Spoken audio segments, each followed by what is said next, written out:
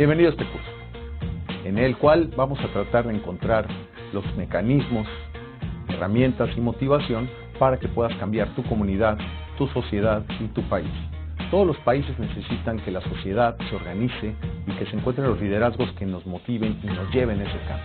Tú puedes ser uno de esos líderes, quizá lo eres ahora mismo. Desarróllate y acompáñanos en este curso para que podamos cambiar tu comunidad, tu sociedad y tu país.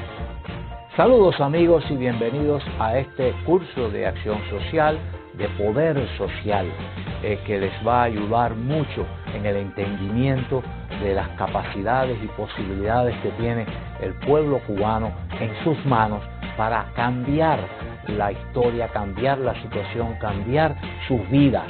Es una nueva esperanza, una nueva posibilidad que no es algo nuevo, es algo que ha triunfado en diversas partes del mundo bajo regímenes totalitarios idénticos al que ustedes están padeciendo. Son caminos que han tenido éxito y que ustedes pueden ensayar, que ustedes deben conocer y que posiblemente puedan hacerlo e implementarlo de una forma muy eficiente. Son caminos para cambiar su vida, para cambiar la situación trágica, desastrosa que ha estado viviendo Cuba por 61 años. Los invito a que lo estudien, a que lo consideren y a que lo evalúen. En sus manos está. Saludos amigos, te damos la bienvenida al curso de Poder Social.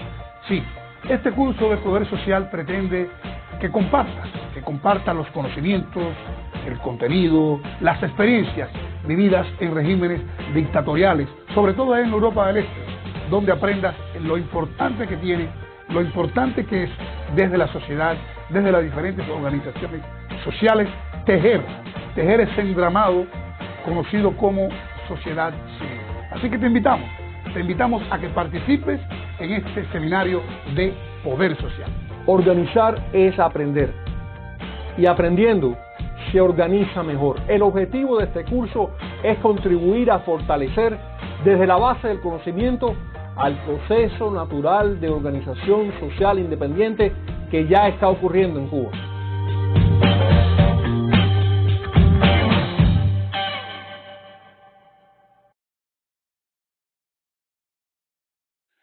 Recordemos que yo no había caído preso precisamente por los temas estos de derechos humanos. Yo no era un activista de derechos humanos cuando caí en prisión, porque precisamente no existía dentro de Cuba todavía ese movimiento de derechos humanos, todavía dentro de Cuba no existía el periodismo independiente y demás. Cuando yo salgo de la prisión, que yo había sido sancionado por delitos de propaganda enemiga oral y luego escrita, yo me encuentro con una realidad totalmente nueva para mí. Lo primero que me impacta cuando salgo de prisión es que el espacio que había ganado la oposición. Por ejemplo, ya acciones por las que yo había cumplido casi 20 años de prisión, ya se hacían de manera sistemática y sin embargo la dictadura no se atrevía a sancionar todas esas acciones, no porque se hayan humanizado, no, sino porque ya le habíamos ganado un espacio. Eso es importante. Y una de las cosas que yo traté, y creo que lo logramos, fue lograr articular un movimiento de resistencia a lo largo y ancho del país.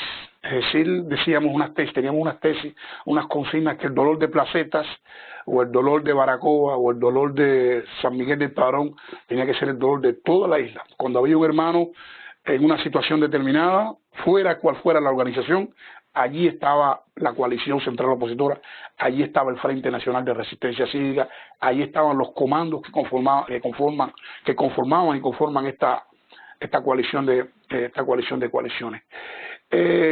También, y fue muy importante, el tema de los prisioneros políticos, porque siempre hemos dicho que toda organización civilista de dentro o fuera de Cuba debe tener como principal premisa la liberación incondicional de los presos políticos. Y en ese sentido, el Frente de la Resistencia, así como la coalición y otros grupos, pero sobre todo que integraban el Frente, o que integran aún el Frente, y realizamos frente a diferentes prisiones del país sonadas protestas que muchas veces le salvaron la vida a muchos presos políticos y comunes. Muchas de las plazas, muchos de los ministerios del interior, sedes dentro de Cuba, de diferentes provincias, fueron testigos de esas protestas, de esos actos, que más que protagonismo lo que buscaban era precisamente la concientización y enviarle un mensaje a los presos y a sus familiares de que no estaban solos. Eso nos granjeó a nosotros la confianza, la simpatía, el respeto a lo largo y ancho del país, que ven y veían en nuestra tropa una tropa de solidaridad cívica y pacífica, pero sobre todo una posición frontal y vertical contra el régimen. En lugares recónditos de la geografía cubana, como por ejemplo el poblado de Velasco en Holguín, que mucha gente ni sabe dónde está ubicado eso, en el poblado de Guaracabulla, que es el centro geográfico de Cuba. Allí fundamos comandos, fundamos delegaciones, pero también las cosas, y eso no se ha hablado mucho, teníamos activistas anónimos que jugaron y juegan un rol importante. Nosotros partimos también de una premisa importante, y es que nosotros entendíamos que el pueblo era el real protagonista del cambio, y en ese sentido enfocamos nuestra lucha. Nuestros vecinos, y creo que ha sido uno de los logros más importantes, se convirtieron en los más fieles guardianes, en los más fieles militantes de nuestra organización, porque muchas veces se confunde y la gente dice, bueno, la oposición en Cuba, ¿cuántos son? 1.000, 3.000, 4.000, 10.000, 100.000. Bueno, si ustedes conciben la oposición como las personas que militan en un grupo, puede ser que sean 30.000 o 40.000 nada más. Pero si ustedes conciben la oposición como todas las personas que están contra la dictadura y que colaboran con la fuerza militante, bueno, la oposición cubana son millones de personas, porque no solo es ese que sale a gritar a las calles, sino también es ese que te esconde una computadora, ese que te ayuda a recargar un teléfono, ese que te avisa cuando la policía viene a asaltarte tu vivienda, ese que participa en los clubes oyentes de Radio República, ese que reparte radio. O sea, esa masa muchas veces silente, pero muy activa dentro de la oposición. Y eso es una de las cosas, los recuerdos más vivos y más imborrables que me llevo. El amor, la compenetración, la empatía con ese sector popular que es el verdadero protagonista del cambio. Nosotros, los miembros de la resistencia, entre los logros que hemos obtenido, por ejemplo, es que allí sembramos en los barrios, en los lugares más marginales, en los lugares más populares, también sembramos esa semilla, también en las universidades con el proyecto Universitario Sin Fronteras, pero en los sectores estos populares. Y es importante, muchas veces a gente le temen, y eso todavía no se puede hablar mucho porque hay muchas personas comprometidas en este tipo de acciones que hemos hecho, pero mucha gente le temen, digamos, a una situación de estallido social en Cuba, porque los militares pudieran reprimir, asesinar. Y yo les puedo asegurar con toda seguridad, con todo argumento de peso, que muchos militares, la mayoría de los militares, no van a prestarse para reprimir al pueblo. En primer lugar, porque no son comunistas los militares en Cuba. En primer lugar, porque no tienen un compromiso con el régimen. Están muchos allí para resolver su problema. Y otra situación real, muchos de ellos pasan por las mismas vicisitudes que pasamos nosotros. Los mensajes que le hemos enviado a los militares, por ejemplo, por Radio República, el llamado a la no cooperación, que todavía está ahí vigente, ha jugado un rol importante en la concientización de ese sector, de los militares. Pero cuando hablo de los militares, también hablo del sector profesional, de los profesores y demás.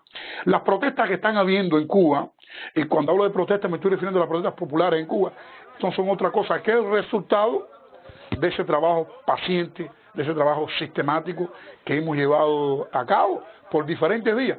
Radio República, Radio Martí, los boletines que hemos repartido, el programa aquel de FEON que jugó un rol importantísimo. Es decir, las personas que no viven dentro de Cuba le pudieran parecer que en Cuba hay una apatía, que hay una indiferencia. No, en Cuba hay un pueblo, hay una masa de millones de personas que están a la expectativa, que están a la alerta para cuando llegue el momento del cambio lanzarse a la avanzada popular.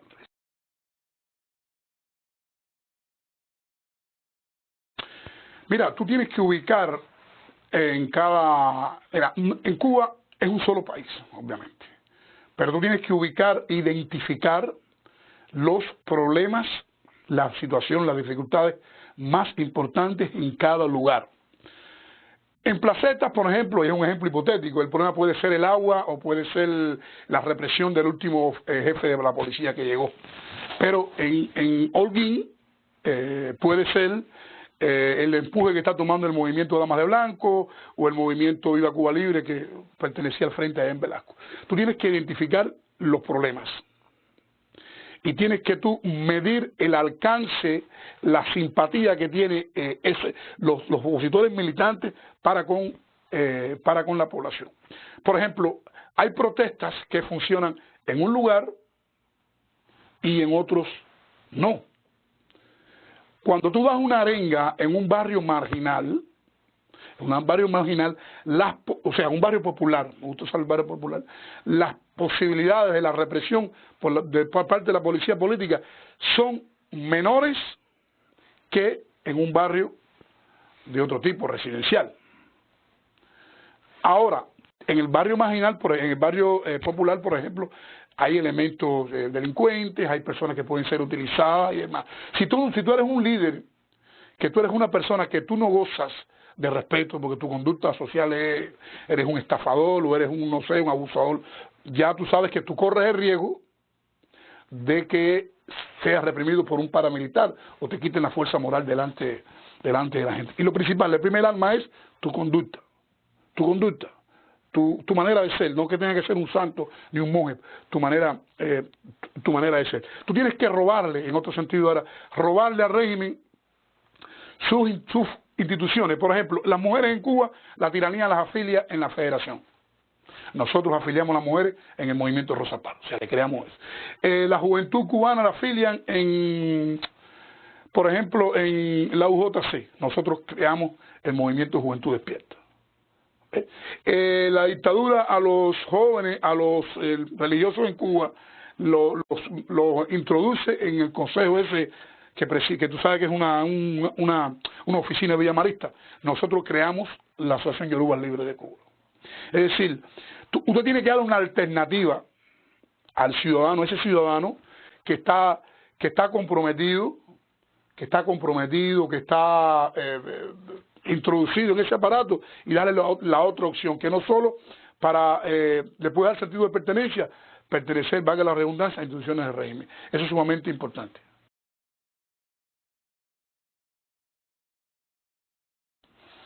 Mira, una de las consignas más nefastas, más negativas que existe dentro de Cuba, o que instauró el castrismo, es que las calles son de Fidel. Pero lejos estaban ellos de imaginar que iba a surgir una consigna que le iba a hacer para choque, que era el antídoto, que es en este caso las calles son del pueblo. Cuando comenzamos con esta campaña, las calles son del pueblo, el régimen se aterrorizó, porque precisamente las calles tienen mucha importancia, porque es la que le brinda la oportunidad a la oposición de visualizarse. Un régimen que se empeña en decir que la oposición somos esto, aquello, que no hacemos esto, hacemos esto, aquello. Cuando nos ves en las calles, sabemos que tenemos rostro.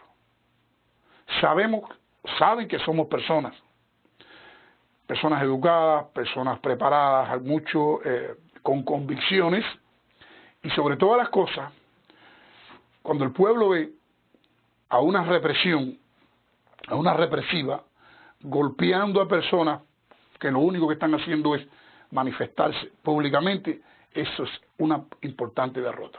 Muchas veces la dictadura, esa torpe dictadura, colaboró con nosotros de manera inconsciente. Cuando la dictadura nos golpeaba en las calles, cuando la dictadura apalea a las damas de blanco o asalta una vivienda o lanza gas lacrimógeno contra personas que están en una huelga de hambre, ¿quiénes están perdiendo? ¿Quiénes le están enseñando a los vecinos y al mundo lo que son ellos? Y la dictadura empezó a perder terreno o empezó a perder calle, valga la redundancia, cuando la oposición salió a esas calles. Y eso es lo que visualiza la lucha. Comenzamos con un proceso, un lema que tenemos es de la disidencia a la resistencia. Es decir, el proceso de lucha comenzó en Cuba, con un proceso de personas que comenzaron a cuestionar el status quo existente en aquella época. Algunos eran militantes del partido, como la gente de la microfracción y demás. Pero luego, con el transcurso de los años, comenzó a surgir una nueva hornada de liderazgo opositor, en este caso conformada por personas que no, muchos de ellos no eran ni intelectuales, personas de pueblo, líderes populares de sus comunidades, y ahí fue cuando la dictadura comenzó a perder ese terreno. Y eso es un momento importante. Las calles, y cuando digo las calles digo cualquier espacio público, visualiza la lucha, visualiza nuestra demanda, visualiza nuestros objetivos. Yo creo que esa ha sido una de las principales victorias de la oposición. Por eso intentan encerrarnos en las casas, por eso la dictadura permanece días y días sitiando una vivienda para que no salgan a las calles. Y yo creo que eso ha sido una de las grandes misiones, una de las grandes victorias de la oposición, lograr tomar las calles, lograr visualizar la lucha y lograr hacer de los espacios públicos el principal escenario de lucha y de resistencia.